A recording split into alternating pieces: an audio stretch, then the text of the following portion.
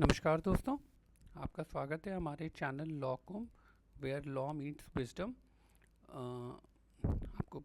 जैसा आपको पता होगा कि हम लोग ने दोबारा से इस चैनल में एक्टिवली पार्टिसिपेट करना शुरू कर दिया है आप लोगों को के साथ डायलॉग और डिस्कशन के लिए।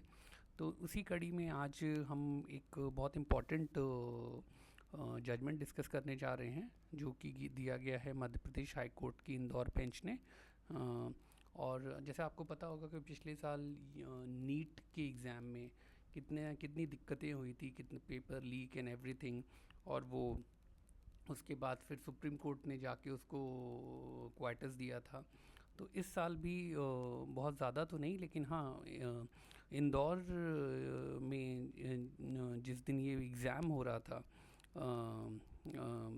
ये एग्ज़ाम हो रहा था 4 मई 2025 को 2 से 5 बजे के बीच में।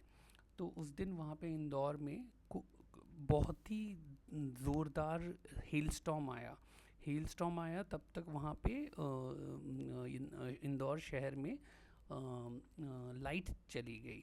और वो था कि उस दौरान जब लाइट चली गई तो जितने भी स्टूडेंट्स थे जो एग्ज़ाम दे रहे थे, उनके सेंटर्स में प्रॉपर लाइट नहीं थी। और वहाँ पे अंधेरा था। अंधेरे में उनको इतना कॉम्पिटिटिव एग्ज़ाम देना पड़ा जिससे उनका परफॉर्मेंस में प्रॉब्लम आई। अब 3 घंटे के पेपर में अगर आप खुद अगर अगर नॉर्मल अगर घर में भी हम लोग बैठे रहें और लाइट चली जाए तो कितनी दिक्कत होती है। और अगर ये अपने करियर का ये लोग इतना इम्पोर्टेंट एग्ज़ाम दे रहे थे और वहाँ पे जब लाइट चली गई तो वो अपना परफॉर्मेंस नहीं दे पाए। तो उन्होंने एक रिट पिटीशन डाली। रिट पिटीशन में उन्होंने प्रेयर यही की to consider and reconduct the examination for the petitioner.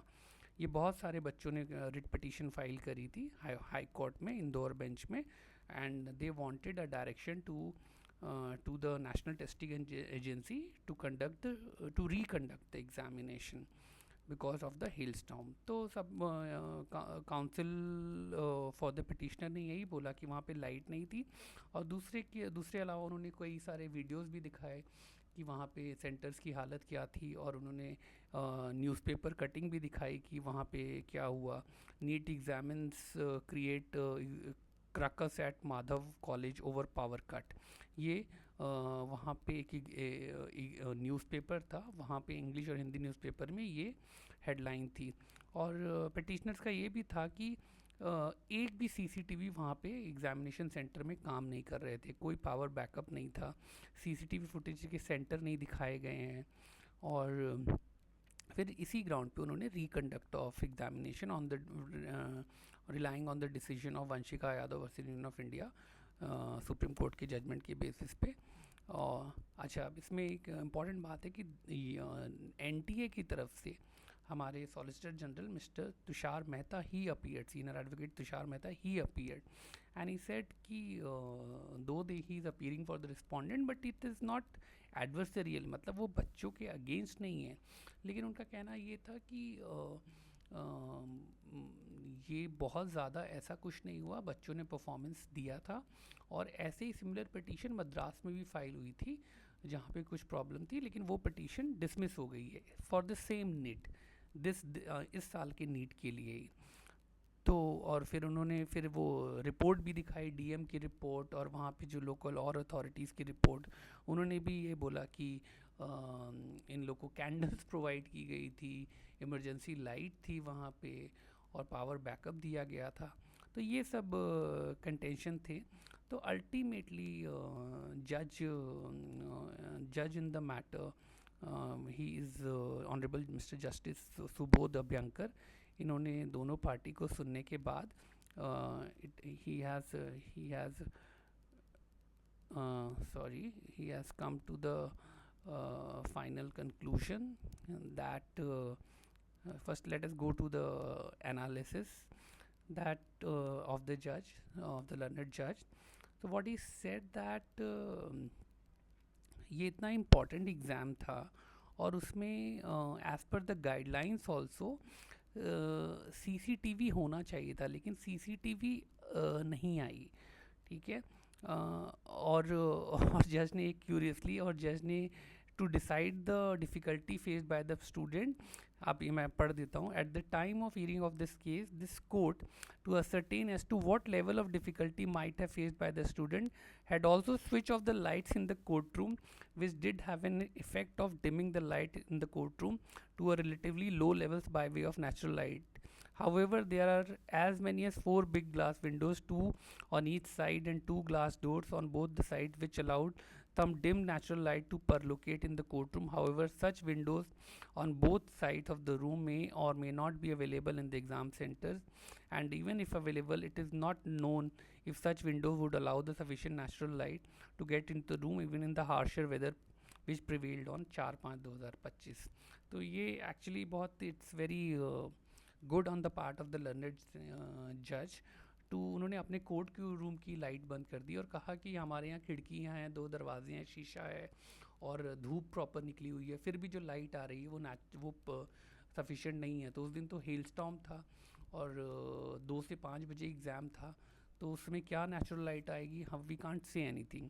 तो अल्टीमेटली व्हाट द जज has said, ultimately it has directed for the reconduct of the examination, but it is made clear that those persons who have filed the petition after declaration of provisional answer key, that is 3rd June 2025, shall not be entitled to get any benefit of this order.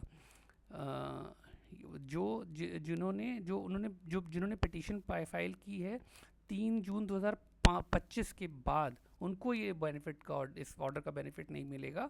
जो यहाँ पे देखिए, the petitioner who have filed the petition on or after the when the provisional की relief would not be entitled, मतलब it is also made clear that this order shall be applicable to those petitioners who have filed their petition prior to 3rd June 2025 only, and would also include the petitioner who have appeared in NEET from Ujjain Center, as also to those petitioners whose result have been declared but the petitions were filed prior to 3rd June. तो 3rd June is the deadline जिनके लिए बोला गया कि आप reconduct कराइए examination, because counselling होने जा रही है 1 मार्च 2025 को। तो कोर्ट ने आगे ये भी क्लैरिफाई कर दिया, जो काउंसलिंग होगी which will be subject to the final result of the petitioner in the retest.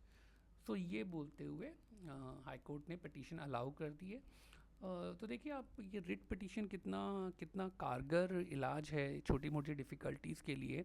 आप जाइए और देखिए मई में एग्ज़ाम हुआ और आज अभी जुलाई शुरू हुआ है और रिलीफ मिल गया है पेटिशनर्स को। तो कोर्ट कभी कभी they are very helpful to get the immediate and effective relief. और इसमें देखिए दूसरी side was represented by solicitor general of the country, but still the court has given relief to the normal student petitioners who were suffering because of the circumstances beyond their control. अगर वहाँ पे ओला या बारिश हुई, उसमें students की कोई गलती नहीं थी और वहाँ पे लाइट चली गई थी, तो कोर्ट ने उनके रिलीफ देने की कोशिश करी और उनके री एग्ज़ामिनेशन के लिए ऑर्डर किया। अब मैं इसमें हमारे पास ऑप्शन होता है कि इन सब सब्जेक्ट्स को पावर पॉइंट प्रेजेंटेशन बना के डिस्कस करें या उन जजमेंट के डायरेक्टली उस जजमेंट से डील करें। तो मेरे क्यों लगता है कि वो जजमेंट को डायरेक्टली डील करने से होता ये है कि कोई भी चीज़ छूटती नहीं है और कोई बनावटीपन नहीं आता है, जो जैसा है उसको वैसे ही हम लोग डिस्कस कर पाते हैं। तो आई होप कि आप लोगों को ये पैटर्न अच्छा लगेगा कि मैं जजमेंट्स को डायरेक्टली अपने वीडियोस में डील कर रहा हूँ, ताकि आप लोगों को हेल्प मिले लीगल इश्यूज़ को समझने में। और अगर आप दोबारा चाहें तो आप खुद भी जाके इन जजमेंट्स को इंटरनेट से जाके पढ़ सकते हैं। आई होप कि हम लोग की जर्नी एक सही दिशा में जा रही है और आप लोगों को इसमें मदद हो रही है। मैं उम्मीद करता हूँ कि आप लोग ऐसा सहयोग बनाए रखेंगे। बहुत बहुत धन्यवाद।